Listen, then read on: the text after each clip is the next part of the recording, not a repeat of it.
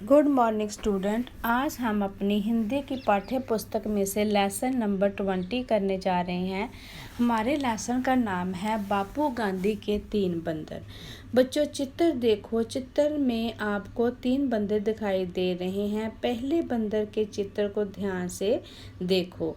इसने अपने दोनों हाथों से अपनी आँखों को ढका हुआ है। क्या आप बता सकते हो कि ये क्या कह रहा है?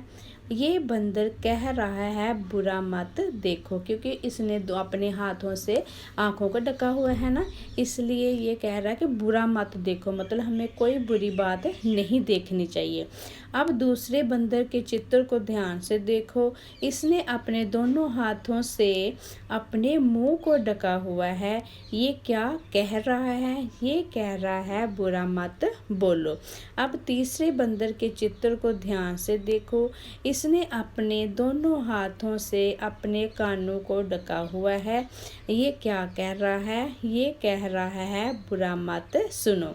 बच्चों ये तीनों बंदर हमें 3 अच्छी बातें सिखा रहे हैं। हमें इनकी शिक्षा को अपने जीवन में अपनाना चाहिए। मतलब बुरा मत देखो, बुरा मत बोलो, बुरा मत सुनो जी। अगर हम अपने जीवन में ये सारी बातें अपना लेंगे ना बेटा जी, तो हमारा जीवन खुशियों भरा होगा। क्योंकि हम किसी के खिलाफ कुछ नहीं बोलेंगे या कुछ नहीं देखेंगे या नहीं सुनेंगे बुरा, तो हम किसी को बुरा बोल ही भी नहीं सकते ना।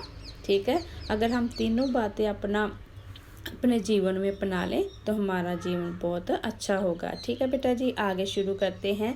आपने गांधी जी का नाम सुना होगा। बंदर की ये तीनों मूर्तियां गांधी जी के कमरे में पड़ी हुई थी। बेटा कहाँ पड़ी हुई थी ये तीनों मूर्तियां? गांधी जी के कमरे में।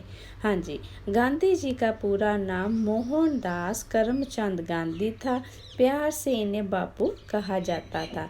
गांधी जी का जन्म 2 अक्टूबर 1869 को गुजरात प्रदेश के पोरबंदर नामक स्थान पर हुआ। इनके पिता का नाम करमचंद गांधी और माता का नाम पुतली बाई था।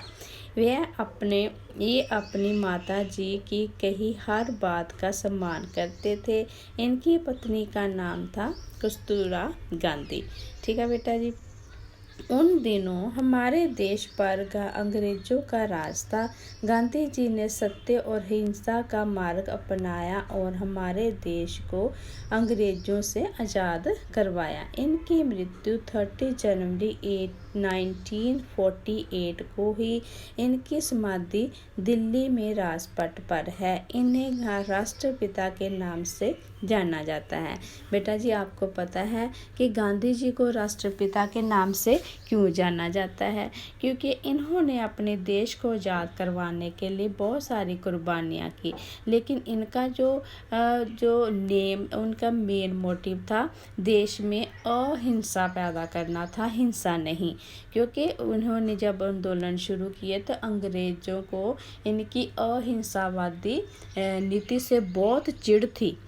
वो इनको पकड़ के ले जाते थे और जेल में डाल देते थे। इस तरह बेटा जी हमारे देश को आज़ाद करवाने के लिए बहुत सारे देशभक्तों ने कुर्बानियाँ दी।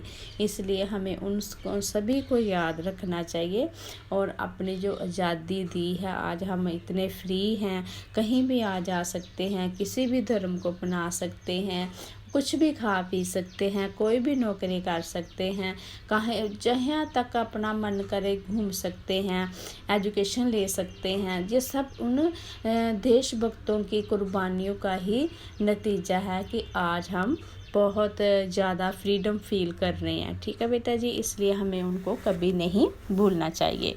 ठीक है, देश के नाम पर आप बोलो जय हिंद। Take care.